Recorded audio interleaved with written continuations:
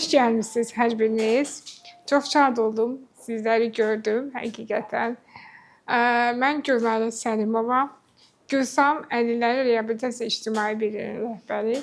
Bizim ictimai birlik artıq 25 ildir ki, fəaliyyət göstərir və müxtəlif kreativ layihələri olub. Bu ildə bir gözəl bir layihəmiz var. Qeyri-hökumət təşkilatlarına Dövlət Agentliyi tərəfindən bizim layihəmiz qalib olub. Layihəmizin adı əlillərin baxıcılara dəstək üçün, yəni təlim proqramımız olacaq inşallah. Mən bu sahə məni çox narahat edən bir sahədir.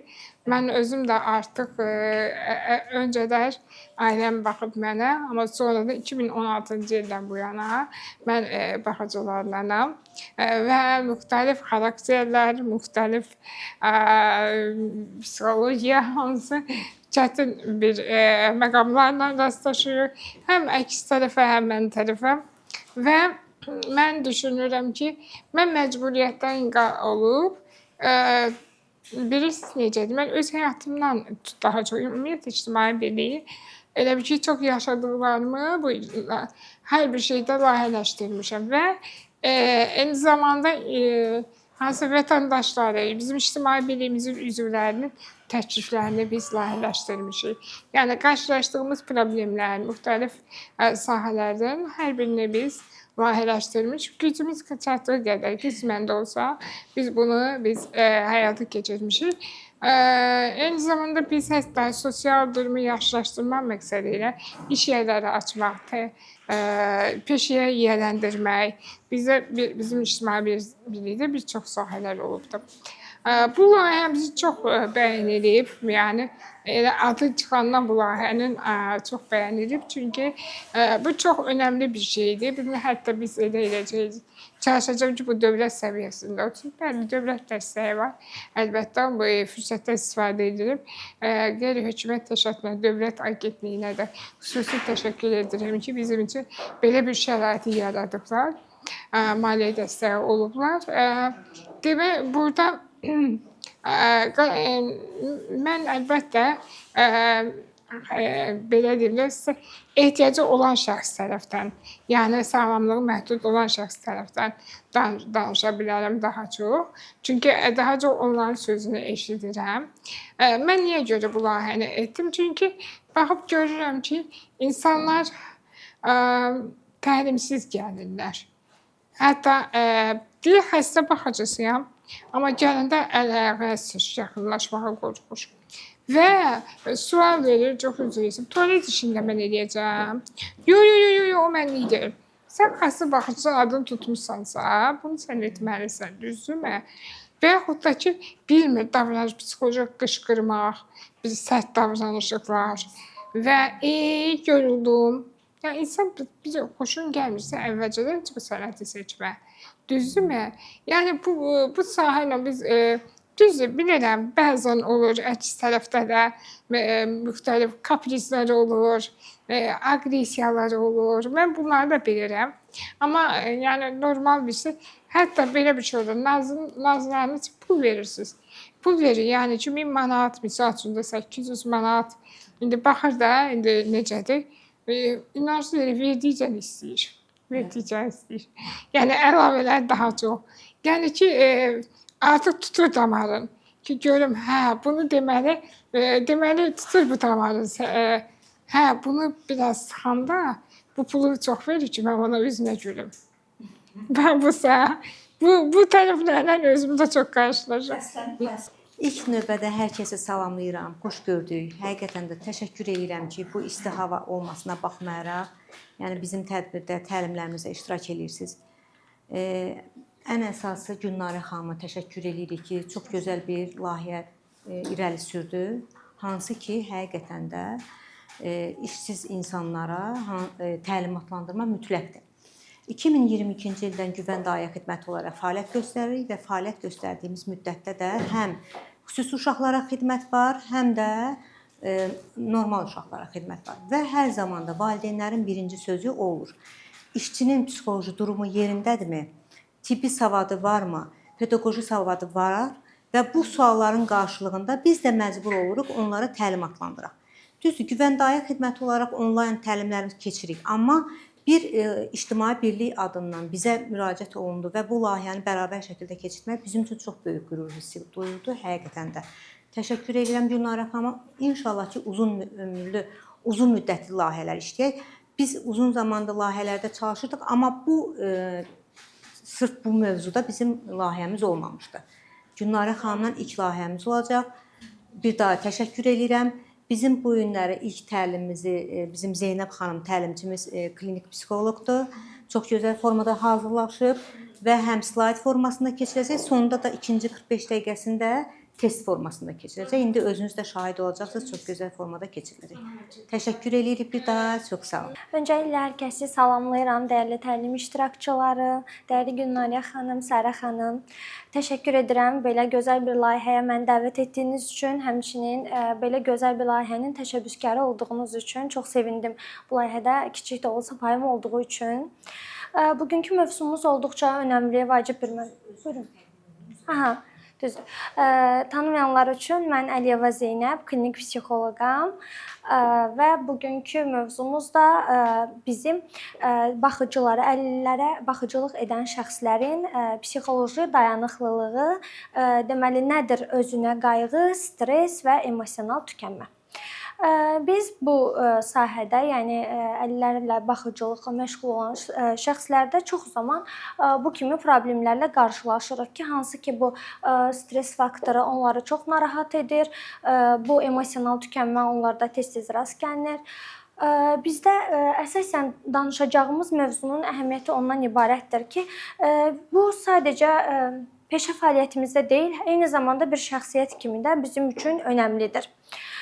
Hansı ki bu danışacağımız mövzularda bizim deməli ki baxıcılarımız, təlim iştirakçılarımız öncəliklə bunu bilməlidirlər ki, onların məşğul olduqları, onların qulluq edəcəkləri şəxslər onlara həm fiziki olaraq, həm emosional olaraq, həm də zehni olaraq bir sıra məqamlarda bağlıdırlar. Və bu bağlılığı daha yaxşı təmin etmək üçün aralarındakı o terapevtik, o duyğusal bağı daha yaxşı dəyərləndirmək üçün hər zaman səbirli olmaq, hər zaman emosional yükü doğru paylamaq, hər zaman diqqətli olmaq, bir şeyləri unutmamaq onlar üçün çox önəmlidir. Çünki biz bilirik ki, əlillərə qulluq sadəcə müəyyən deməli davranışları, müəyyən tapşırıqları yerinə yetirməklə bağlı deyil. Biz ola bilər ki, həmin baxıcı bu birinci slayd deyil. Kimsə başı.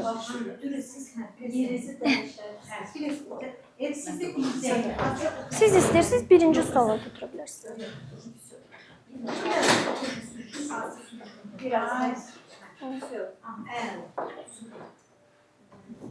Aha. Bu şəxslər nəzərə almalıdırlar ki, əlillərlə iş zamanı onlar o şəxslərin hər bir halını görə bilərlər. Ola bilər ki, onlar çox sevincli olsunlar, ola bilər ki, aqressiv, bəzən ümidli, bəzən ümidsizlikdə və bu anların hər birində şahidlik zamanı onlar hər zaman birlikdə olurlar. Ona görə burada baxıcı üzərinə sadəcə fiziki yük deyil, eyni zamanda emosional yük düşür. Bugünkü mövzumuzda qeyd etmək istədiyimiz bir məqam var ki, əgər baxıcı, yəni əlillərlə işləyən şəxs özü tükənmişdirsə, özünü gücsüz hiss edirsə, psixolojik olaraq buna hazırlıqlı deyilsə, o zaman işin keyfiyyəti və uzun müddətliliyi istədiyimiz effektə alınmaz əlbəttə ki. Çünki psixologiyada bir prinsip var ki, boş bir qab heç bir zaman başqa bir qabı doldura bilməz. Hər zaman işləyən şəxs özü psixolojik olaraq hazırlıqlı olmalıdır. Bugün qeyd edəcəyimiz bu üç anlayış isə, hansı ki qeyd elədik, birinci özünə qayğı, ikinci stress, üçüncü isə emosional tükənmə. Sadəcə ümumi təlim mövzumuzun əlbəttə kiçik bir hissəsidir. Bizdə 3 modul nəzərdə tutulur psixoloji aspekt üçün və birinci mövzumuz sadəcə bundan ibarətdir. Bu üç anlayış bir-birinə zəncirvari şəkildə bağlıdır. Hansı ki şəxs, yəni məşğul olacaq şəxs, əgər ki özünə qayğı göstərməyi, özünə diqqət göstərməyi unudarsa, o bunu artıq xroniki bir hala keçirər və daha sonra uzunmüddətli stressə məruz qalar. Və uzunmüddətli stres isə daha sonra emosional tükənməyə gətirib çıxarar. Və gördüyümüz kimi bu zəncirvari problemlər və həmin əlilliyə olan şəxs və bu baxıcı arasında emosional bağın zədələnməsinə səbəb olur. Öncəliklə danışmaq lazımdır özünə qulluqdan, özünə qayğıdan. Özünə qayğı nədir? Özünə qayğı göstərmək barəsində biz soruşanda ki, özünə qayğı göstərmək nədir? Bir çox insanın ağlına dincəlmək, özüm üçün bir şeylər almaq, spaya getmək və bu kimi belə deyim misallar gəlir. Amma psixologiyada özünə qayğı göstərmək anlayışı bununla məhdud deyil. Bu daha böyük anlayış və daha böyük məfhumdur. Hansı ki, özünə qayğı nədir? Sadə dillə izah eləsək, insanın emosional, fiziolojik, hansı zehni və psixoloji olan ehtiyaclarının fərqinə varması və bu ehtiyacları ödəmək üçün müəyyən addımlar atmasıdır. Yəni, məsələn, sizin gündəlikdə hər hansısa bir tələbatınız var, açsınız, yemək yeməlisiniz. Əlbəttə, yorğunsunuz, dincəlməlisiniz. Emosional olaraq hər hansı bir dəstəyə ehtiyacınız var. Bunu qəbul eləməlisiniz və bu şəkildə davam eləməlisiniz. Və bu kimi. Bəs özünə qayğı göstərmək nədən başlayır? Biz necə bilə bilərik ki, bizim gündəlik ehtiyaclarımız nələrdir? Harda çətinliklərimiz var? Ümumiyyətlə çox maraqlıdır. Bu auditoriyada ən son nə zaman sizlər özünüz üçün yaxşı bir şey eləmisiniz? Nə zaman düşünmüsünüz ki, mənim nəyə ehtiyacım var və ona doğru bir addım atmısınız? Var məsələn, deyəsiniz ki, dünən mən bu ehtiyacımı hiss elədim və buna yönəlik bir addım atdım. Emosional olaraq gedir söhbət. Cavab vermək istəyən var? İstəyirəm ki, interaktiv olsun, yəni cavab da verin eyni zamanda. Yoxdur, tamam, ola bilər. Görürsünüz, məsələn, ayrıca bu belə o deməkdir ki, yəni çox insan heç bunun haqqında düşünmür. Xüsusilə bəli, ola bilər. Və xüsusilə bu baxıcılarda özünü çox göstərən bir məqamdır. Niyə görə? Çünki onlar daim özlərinin ehtiyaclarından daha öndə tutduğu ehtiyaclar var. Hər zaman özlərini bir plan arxada saxlayırlar. Hər zaman daha fədakar obrazda olurlar, daha çalışqan olurlar. Və əslində müəyyən qədər belə də olmalıdırlar. Çünki bu işin əsas belə deyim məsuliyyəti ilə yanaşı bir də vicdan yükü var əlbəttə ki və bu yükü də tam doldurmaq lazımdır. Mənəvi baxımdan zəngin olmayan bir insanın, yəni bu kimi işdə uzun müddətli çalışması, eyni zamanda bu peşənin gətirdiyi məsuliyyətlərə qarşılaması olduqca çətindir. Eyni zamanda qeyd eləmək lazımdır ki, hansı ki biz deyirik ki, baxıcılar cəmiyyət tərəfindən müəyyən qədər əslində baskıya da məruz qalırlar. Çünki belə bir mif var ki, baxıcılar adətən yəni daha çox fədakar olmalıdırlar, sərhədsiz olmalıdırlar. Onlar hər zaman belə deyim hazır olmalıdırlar hər hansısa bir şeyə etməyə. Amma bunu da nəzərə almaq lazımdır ki, əlbəttə ki, əlilliyi olan şəxslərə baxan şəxslərin də özlərinin şəxsi bir sferası olmalıdır. Yəni, özünə qayğının ümumiyyətlə necə olacağını, biz özünə qayğı göstərməyi necə belə deyim, dəqiqləşdirə bilərik, bundan danışaq.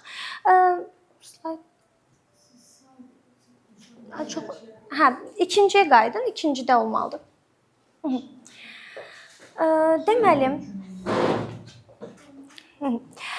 Deməli, özünə qayğı buradan başlayır. Dedik ki, özünə qayğı anlayışı, bəli, elə budur.